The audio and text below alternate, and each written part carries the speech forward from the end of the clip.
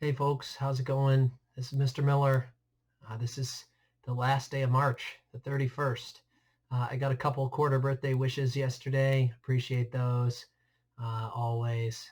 This is a Tuesday here, so we're gonna hopefully progress a little bit forward through our notes today.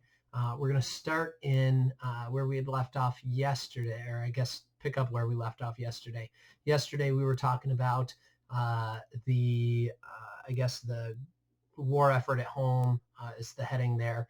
So we had kind of a movement there that a lot of people are getting involved in the war effort to be allowed or to be able to more or less help out the war, even though they're not fighting in it. So that's going to be kind of where we pick off. If you remember, I had said that there was a bit of a dark moment here for the United States that we get involved in this in the middle of this world war. So let me go ahead and pull this up here, and we'll just jump right into it. So we have let me position myself so I'm even here, evenly spaced. So we have in the 1940s, again, World War II is going on, but in America specifically, we have a big fear of being attacked again, this time being attacked in our mainland. We weren't so worried about Germans. If you remember, during World War I, we were worried about the German people. We went to great lengths to be able to, I guess, persecute the Germans, kind of turn them into scapegoats for the war here a little bit. So German Americans, American citizens, we end up kind of antagonizing as a country. Now, it is not that much different in the middle of World War II, except we are not worried too much about the Germans. We are more worried about the group that attacked us at Pearl Harbor, and that would be the Japanese. They were viewed as the closer of the two groups here. If you are thinking about who may or may not attack, they've already attacked us once. Granted, that was in the middle of the ocean at Hawaii, at Pearl Harbor, but we are worried about them as a country. So we end up taking efforts to try to protect the American people from Japanese threats, essentially.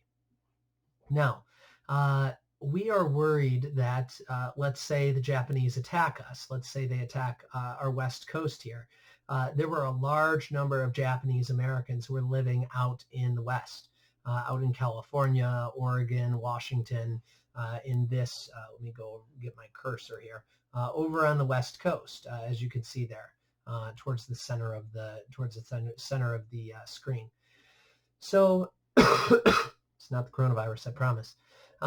So what we have is the thought that if Japan was to ever attack us, all these Japanese Americans, they would join in, and then we would end up with a big issue with the Japanese attacking and joining in, Japanese Americans joining the Japanese and fighting alongside each other to attack the American country, all of our country. So FDR, Franklin D. Roosevelt, ends up taking action against this. He ends up passing what we call Executive Order 9066. Every bill, every executive order, it has a number. And this is just Executive Order 9066. This reminds me, if anybody out there is a Star Wars fan, there's a scene in Star Wars Episode 3. I guess this would be the Revenge of the Sith, the one with Hayden Christensen, and the older one. Not the older one, but the middle ones that came out. But Episode 3. There's a scene in there where it's like the saddest 5 minutes of the Star Wars franchise, because all of the Jedi get killed except for Obi-Wan. Obi-Wan survives. And I apologize if that's a spoiler alert, but the movie is like 15 years old at this point, so I don't apologize really. But all the Jedi get killed, and it goes out from the Emperor. He says, "Execute Order 66." And that's what he says. That's a pretty good impersonation, if I say so myself. So I always think of that when I hear Executive Order 9066. I think of Emperor Palpatine. So that is what I've got there for you. Now, back to what I was saying about the Japanese, back to the actual point of my lesson. FDR creates this executive order. What this does, it creates a war zone on the West Coast and what we would call, as is listed on the map here, an exclusion area. Essentially, what's going on here is every territory or every piece of American land on the western side, on the left side of this line, every territory, every piece of American land, basically any Japanese people need to leave that area. Okay, no Japanese Americans can live in that territory. So California is completely cleared out of all the Japanese people there. Okay, so it's interesting. Basically, the idea was let's move the Japanese inland, all these Japanese Americans inland, and then if the Japanese attack us, they won't be out there on the coastline to be able to be recruited by the Japanese military. So move them inland, take them far away from the I don't know, the potential danger zone, and then keep an eye on them. So what we end up with is a set of camps. Okay, so you would send. I mean, if you're moving these people, you kind of need to provide a place for them to go. So they provide what we call internment camps. Internment camps. An internment camp. And when we're thinking about camp, we are not thinking about the place where you sit around the campfire and you sing songs, or hang out with your friends. That is not what we're talking about. Summer camp. We are talking about a place where you would send a lot of people, and they would need to stay there, and they don't get to leave. Think about, I guess, the best other example that we have during this time would be those concentration camps in the Holocaust. Now, very, very, very, very important. Do not compare the brutalities of the Holocaust with what we did in this Japanese internment. They were not even close. Basically, our camps that we put these Japanese people in were essentially, let me go over to my map here, they were essentially just a massive facility where we would house these people. So then we would take care of them. We would provide food for them, provide clothing, provide shelter, provide whatever they needed, but we would keep them in those spots so then they would not be available out in the West Coast for any Japanese invasion. So it is not even close to what was happening in the Holocaust, but it is a camp in that regard, in that you're just basically putting people there and providing for them. Now, again, the comparison there kind of ends after the basic definition of a camp, because in the Holocaust, that there were very, very severe brutalities, some of the worst things that that humans had ever done to other human beings in the history of the world. Concentration camps, but also death camps that were put on by the Nazis. So that those are horrible, horrible things. I'm not saying that this is a good thing that we did, because most Americans would say, yeah, why do we do that? We actually apologized for the internment camps. Back in the 1990s, Bill Clinton, our president in the 90s, sent a letter or wrote a letter to all Japanese Americans, basically apologizing for doing this to them, even though he wasn't even alive at the time, to my knowledge. I don't think he was alive at the time. He was alive, but he was like 6. Okay, so we apologized for it as a country. We didn't like that we did this to the Japanese Americans. Okay, again, I keep saying Japanese Americans. These are, for the most part, American citizens that we are worried about their allegiance and their loyalty to America. So that is a bit of a black mark here on America. Again, not even close to the Holocaust, not even close to what was happening there. But it is, I don't know, still not that great of a thing that we did. Now, we end up moving, by September 1942, about 100,000 Japanese Americans into internment camps. And if you would notice, most of these camps are pretty far inland. Okay, there's a couple in Arkansas, all the way over here on the right, or on the far right-hand side of your screen. One in Colorado, one in Wyoming, one in Idaho, one in Utah. and then just a couple on the edge of the isolation zone or the territory, the exclusion area. So they are inland. They are not on the coastline, so they can't be used in an attack. Now, most of the time, the living conditions here weren't the greatest. I don't think I've got too many pictures of that. I've just got those two. They weren't the greatest, but they at least took care of them. The government did. Now, there was a bunch of food shortages. There were entire families would be housed in one room, shacks or cabins or what have you. It just was not the greatest situation. Now, there was a Supreme Court case. One guy complained about this. His name was Korematsu. Korematsu ends up suing the United States. So there's a Supreme Court case called Korematsu v. U.S. Korematsu versus the United States. This was decided in 1944. Basically, what it said, and you may or may not be able to guess what it said, but I'll tell you anyways. Okay, this continues a trend that we've seen. They said that Japanese internment was okay. Okay, we could do this. We could do this to Japanese Americans because during wartime, rights are limited. Okay, during wartime, rights are limited. Again, we've talked about this. We talked about this when we mentioned Schenck v. United States, when we had talked about that in the middle of World War I. Okay, the one about free speech, shouting fire in a crowded theater, a clear and present danger. If speech presents a clear and present danger, it can be silenced. So this is a similar one where you have a desire to maintain security for the entire country, even though that sacrifices a few personal freedoms for some Americans. We value during war times, at least at this point, we value overall security of the country as a higher priority than the security or freedoms of a few people. Okay, we value those much less than the security of the whole country. So that is an interesting thing, at least, to mention. Now, like I said, we later apologized for this Japanese internment. So it's a big deal. That's why we spent, I guess, 10 minutes on it. So we're moving on. Number 16. Number 16, women and African Americans in World War II. Like I said, 16 million men are at war. Okay, 16 million men.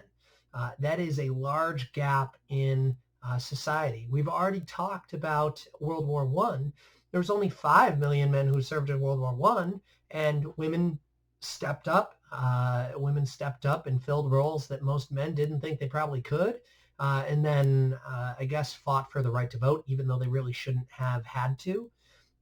But at this point, women have to step up in an even bigger way, and do step up in an even bigger way during World War II. So there is a famous picture here that I've got, a poster. It is the one on the left here. This lady rolling up her sleeve.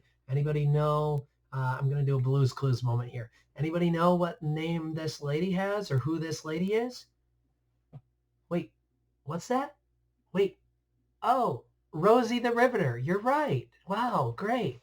Okay, that was a good moment. I appreciate that. Thanks for playing along. Rosie the Riveter. Okay, Rosie the Riveter is this famous image based on an actual lady who I think, if I'm remembering correctly, she just died like a month ago. I just remember seeing a news article about her. So the actual lady just passed away, unfortunately, but it is this image that gets transformed. She would be like a steel worker. The other image over here is kind of like another depiction of Rosie the Riveter, or a similar person, similar worker, and she is using a rivet gun to affix 2 sheets of metal together in some sort of military capacity, probably an airplane or a tank or something like that. But a rivet gun, that's what she's doing. So this is kind of an inspiring image for a lot of women. This becomes a cultural symbol of women and their contribution in the war effort. This is a very common Halloween costume for women to wear. I don't know. It's still a relevant thing today. So Rosie the Riveter, that's what you got there. So Rosie the Riveter, that's a propaganda poster trying to get women to kind of buy into the war effort. Now, there is a change in tradition here. I've got Rosie the Riveter written up here. I've been talking about her for 2 minutes. So if you wanted to write her name down, there it is. Okay, which I probably would. There is a change in the workforce here. Women, specifically unmarried women, okay, single women, would have been the main workers before this war broke out. But this war requires, I'm going to pull it back up here, this war requires married women to jump in large numbers. Okay, 3/4 of all the women working in wartime industries were married, which was not common before this. Okay, 3/4, 3 out of every 4 women were married, which wouldn't have happened. They would have had responsibilities that would have been deemed as household responsibilities, domestic responsibilities, just in that time period. That's what would have been kind of expected. But we break from that a little bit here. And so World War II kind of opens that up to married women working in the workforce. Now, we also got to mention African Americans. I've got a very famous group here. Some African Americans served in the war. Low numbers compared to the 16 million overall. They would have fought in segregated units. The military was not desegregated at this point. But the most famous group is what we call the Tuskegee Airmen, or what were called the Tuskegee Airmen. The Tuskegee Airmen were a group of African Americans. Tuskegee was in Alabama, and it was a very high-end military group, very valiant fighting, just well known, well remembered by history. So there were other African Americans who fought, obviously, but there were also a bunch of African Americans who I guess entered the workforce in large numbers, re-entered the workforce. If you remember, the Great Depression hit African Americans very, very, very hard. And so if you have the workforce being kind of predominantly white, remember African Americans had 50% unemployment during the Great Depression. So African Americans are re-entering the workforce in large numbers, and they end up working defense jobs, which would be military jobs, but military creation of tanks and all those things, that's defense. They figure that about 2 million African Americans worked in the defense industry in World War II. So that is an interesting thing. Definitely a combined effort here, and we see groups who were, I guess, marginalized, pushed out to the sides a little bit, in women and African Americans, now brought back into the workforce after the Depression is over. Now, the moment some of you have been waiting for. We are under the heading of the Allies win the war, so we're getting into the ending of the war, actually. We've talked about the home front. From here on out, we're going to talk about mostly what happens abroad, what happens outside of the American, I guess the United States, outside of America. So we got to start with D-Day, okay? We have talked about some of the war in the Pacific, but like I said, America ends up fighting a two-front war here. Okay, D-Day happens to be kind of the beginning of this second, I guess not the beginning of this second front, because we've already gone through Africa, we've already gone through Italy at this point, but this is the point where we start turning the tide to be able to attack Germany head on.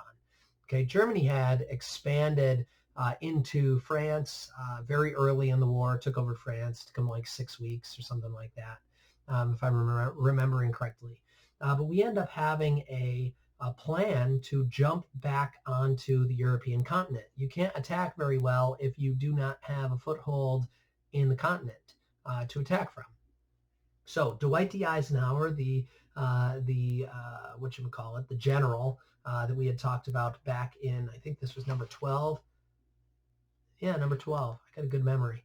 Back in number 12, we talked about Dwight D. Eisenhower. He launches a military operation that we would call, that is called Operation Overlord.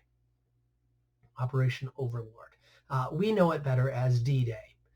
So Operation Overlord, or D-Day. D-Day used to be just, and I'm sure Mr. Schimmel talks about this in much more depth than I'm going to be able to talk about it, which is fine. He does, I'm sure, a better job at it than I would do. So I'm good with that. I know where my weaknesses are, and military stuff is one of them. So D-Day here. Okay, D-Day was a nickname given to basically any major military operation, but now it takes on a whole new meaning after this day. So America, we're involved in specifically two spots of D-Day. D-Day was an attack in Normandy on June 6th, 1944. June 6th, 1944. That is one of the dates that I would remember. Okay, remember I told you that there was going to be like 3 or 4 dates to remember in American history. I told you that at the very beginning of the year. One of them was July 4th, 1776, which was our Independence Day. I just told you one a couple days ago, December 1st, 1941. This would be another one, June 6th, 1944, the day of D-Day. We end up attacking at Normandy, and there were 5 major points of attack. There were 5 beaches that we end up attacking at, and all the allies are involved in this. The United States, well, not the Soviet Union, but the United States, the United Kingdom, okay, Great Britain or England. Also, Canada is involved in this, and France kind of adds a little bit. So America, we were responsible for 2 beaches all on our own. So as you can see on this screen, hopefully you can see that, the left 2 beaches, Utah Beach and Omaha Beach, are our 2 beaches that we are in control of. Omaha Beach specifically happens to be the deadliest beach out of any of them. We had committed 55,000 troops total to this operation. 55,000 troops. The United States, 55,000 troops total. At Omaha Beach, there was about 30, give or take a few thousand, plus or minus a few. We had at Omaha Beach, we had 2,000 casualties, 2,000 dead or wounded at Omaha Beach alone, which was the deadliest of all the beaches. Omaha Beach, that is the scene that is depicted in Saving Private Ryan, which you, I believe, watched last year, which if you want to spend 20 minutes right now, it's a good 20 minutes to watch. Just go on YouTube and search Saving Private Ryan opening and watch the 15-20 minutes there. It is scary, it is inspiring. It's all sorts of things all wrapped up into 20 minutes, but it gives you a feel for D-Day and what D-Day was all about. But that depicts Omaha Beach. You know that if you've seen that clip, you know that these soldiers basically step off. I think I've got a picture here. They basically open up these boats, drop the front of these boats, and they open up right into gunfire. And these people are just jumping off of these boats, and people are getting shot left and right. And it is a very gory scene. If you've not seen it, it's very gory. So I would warn you of that beforehand. But it is, it is kind of a difficult thing. Germany had kind of fortified all along this area. It's not coronavirus, I promise. Germany had fortified all along this area, and America's trying to poke their way into this fortified area and trying to poke a hole in Germany's line. So it is really, you're just trying to throw people at this thing and hope that some of them stick. That is kind of the idea here. Now, this mission ultimately proved successful because the Allies dumped so many troops on these 5 beaches that we end up gaining a foothold. I wouldn't even say a foothold. I would say a toehold. Okay, it is just the tiniest sliver of land that we hold on to. Going back to the map here.